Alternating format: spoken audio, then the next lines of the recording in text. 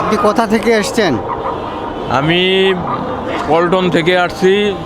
আমি মৎস্যজীবী দল কেন্দ্রীয় কমিটির সাবেক যুগ্ম আহ্বায়ক এবং এখন হলো সাধারণ সম্পাদক পদপ্রার্থী সেন্ট্রাল কমিটি। জনাব তারেক রহমান 17 বছর পর দেশে আসতেছে, তার কাছে আপনার কি প্রত্যাশা?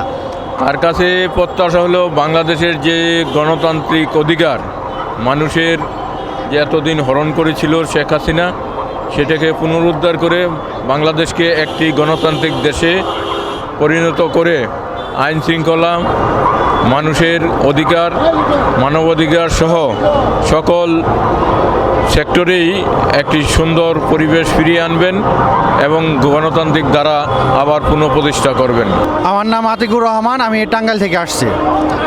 জনাব তারেক রহমান তো দেশে আসতেছেন অনেক দিন পরে, তো সেক্ষেত্রে জনাব তারেক রহমানের কাছে আপনার কি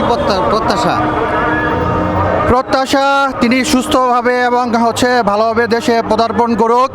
দেশের মানুষের যে 31 দফা, তিনি সেই 31 দফায় সুন্দরভাবে কিভাবে দেশ চলবে, দেশের মানুষের উপকার হবে, তিনি তার ভাবনাগুলো সেখানে সুন্দরভাবে তুলে ধরেছে। আশা করি সেই 31 দফা বিএনপি এটা বাস্তবায়ন করবে। আচ্ছা, জনাব তারেক রহমানের কাছে টাঙ্গাইলের পক্ষ থেকে আপনি কি চান? আসলে তারেক রহমান সারা বাংলাদেশের ভাবমূর্তি অক্ষুণ্ণ রাখবে এবং টাঙ্গাইলের পক্ষ থেকে আমরা চাই টাঙ্গাইলের যে রাস্তাঘাট এবং স্বাস্থ্যসেবা এটি যেন আরও ভালো হয়, এটি আমাদের চাওয়া। কারণ স্বাস্থ্যসেবা উন্নত হলে তাহলে সাধারণ মানুষ সেই সেবাটা ভোগ করতে পারবে। আর শিক্ষা, যারা সুবিধা বঞ্চিত ছেলে আছে, মেয়ে আছে, তাদের যেন শিক্ষার মানটা আরও বেগবান হয়, এটাই আমাদের চাওয়া আর কি। আচ্ছা, ধন্যবাদ।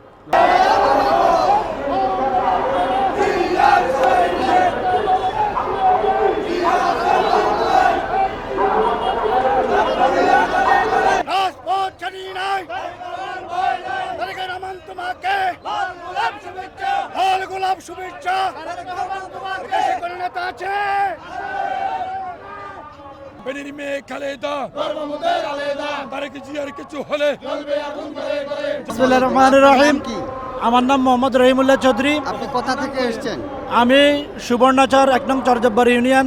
আমাদের নেতা আলহাদ আবদুল্লাহ মিয়ার নেতৃত্বে আমরা আজকে তারেক রহমানকে দেখার জন্য এবং তার জনসভাকে সফল করার জন্য ঢাকাতে আমরা আসছি। আচ্ছা, জনাব তারেক রহমান দেশে আসতেছে, এই প্রত্যাবর্তন উপলক্ষে যে সমাবর্তনের ব্যবস্থা করা হয়েছে, উনি দেশে আসলে জাতীয় রাজনীতিতে কি পরিবর্তন হতে পারে বলে মনে করেন? তারেক রহমান দেশে আসলে আমাদের দেশ সমৃদ্ধি হবে এবং আমাদের দেশে এখন বর্তমান যেই আইন শৃঙ্খলার অবনতি, তারেক রহমান যদি দেশে আসে, দেশের জনগণের হাল ধরে আমাদের আইন শৃঙ্খলার উন্নতি হবে, দেশের মানুষের অভাব অনটন দূর হবে, দেশের মানুষ শান্তি এবং সুশৃঙ্খলভাবে দেশে বসবাস করতে পারবে।